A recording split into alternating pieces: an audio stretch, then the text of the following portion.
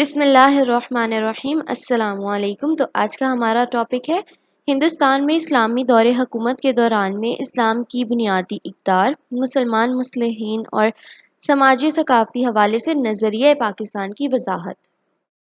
نظریہ پاکستان اسلامی جمہوریہ پاکستان کی روح ہے اور اسی وجہ سے ہی محفوظ اور سلامت ہے۔ پاکستان کا پورا نام ہے اسلامی جمہوریہ پاکستان، اور اس کی روح کیا ہے؟ نظریہ پاکستان، جو کہ اسلام کی بنیاد پر بنایا گیا، اسی وجہ سے ہی یہ محفوظ اور سلامت ہے۔ پاکستان کے وجود کا انحصار اسی نظریے پر ہے جس کی بنیاد پر یہ وجود میں آیا۔ برِ صغیر کے مسلمانوں نے پاکستان اسی نظریے کے تحت قائم کیا، اور یہی نظریہ اسے مضبوط اور مستحکم رکھ سکتا ہے۔ اسلامی اصولوں کے نفاذ کے لیے ہی پاکستان قائم کیا گیا۔ پاکستان کیوں قائم کیا گیا؟ تاکہ ہم اسلام کے اصولوں کے مطابق اپنی زندگیاں گزار سکیں۔ اسلامی اقدار، اسلامک ویلیوز۔ برِ صغیر کے مسلمانوں نے پاکستان کے مطالبے کے وقت یہ طے کیا تھا کہ اسلام کے سنہری اصولوں پر مبنی معاشرہ بنایا جائے گا، جہاں پر اسلامی اقدار مثلاً انصاف، مساوات، آزادی اور رواداری کو فروغ دیا جائے گا۔ ابھی پاکستان بنا نہیں تھا، جسٹ پاکستان کا مطالبہ کیا گیا تھا، اور مطالبے میں یہ کہا گیا تھا کہ ہم اسلام کے اکارڈنگ اپنی زندگیاں گزاریں گے۔ قیام پاکستان کے بعد قائد اعظم سے سوال کیا گیا کہ تقسیم کے لیے برِ صغیر میں مسلمانوں کو اپنے مذہب کے مطابق عبادت کرنے کی آزادی ہے، تو پھر پاکستان کا مطالبہ کیوں؟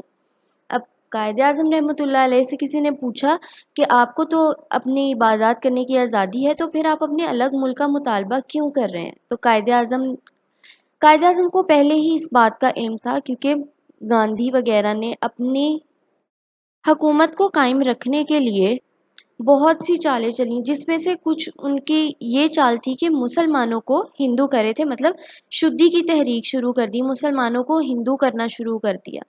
آپ رحمۃ اللہ علیہ نے جواب میں فرمایا، بھائی چارہ، مساوات اور انسانی دوستی ہمارے مذہب، ثقافت اور تہذیب کی بنیادی باتیں ہیں۔ چونکہ ہمیں ان بنیادی انسانی حقوق کے ختم ہونے کا خدشہ تھا، اسی لیے ہم نے پاکستان کی تخلیق کے لیے جدوجہد کی۔ اب قائد اعظم کو اندازہ ہو چکا ہوا تھا، اسی لیے انہوں نے کہا کہ ہمارے جو بنیادی باتیں ہیں اسلام کی، وہ ختم نہ ہو جائیں، اسی لیے ہم نے پاکستان کی تخلیق کرنی ہے۔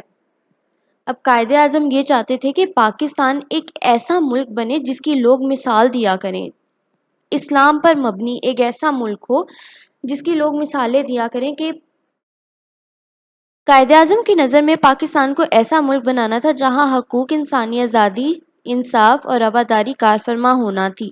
اسی طرح پاکستان دوسرے ممالک اور معاشروں کے لیے ایک مثال بن سکتا تھا، تاکہ وہ بھی اسی نقش قدم پر چل کر خوشگوار اور فلاحی صورت اختیار کر سکتے۔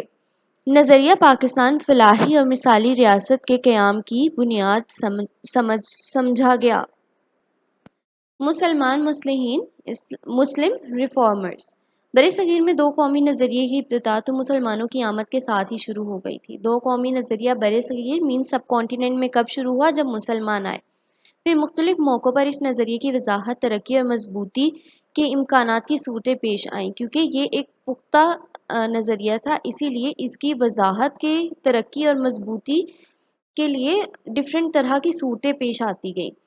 1867 میں سر سید احمد خان نے صاف طور پر کہہ دیا تھا کہ ہندو اور مسلمان دو الگ الگ قومیں ہیں اور ایک دوسرے میں جذب نہیں ہو سکتی، مطلب مسلمان اور ہندو دو الگ الگ ہیں، یہ ایک دوسرے کے ساتھ نہیں رہ سکتے۔